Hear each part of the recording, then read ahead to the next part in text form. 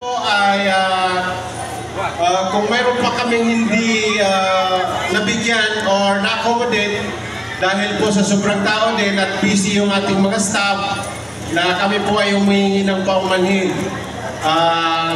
Inshallah, naging programa tanong na itataro si Daya. Umapya tanong ibagi, makataban sa gobernador tanong, ang gusto vice yan, ang gusto rack sa mga board members tanong, nagyan gaya medical services tanong na mas paigtingin pa natin lalo at mas bibigyan pa natin ng prioridad ng ating bayan ng Matano. Inshallah ta'ala. So, di kalupuan.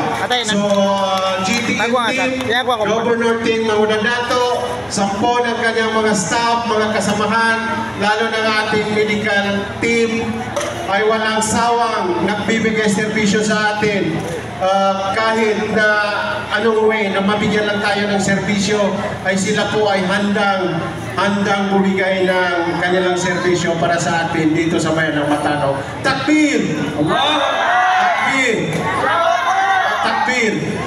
So anyway, makita-kita pa rin tayo muli sa ilang araw. Mayroon pa tayong mga medical missions sa iba't ibang barangay.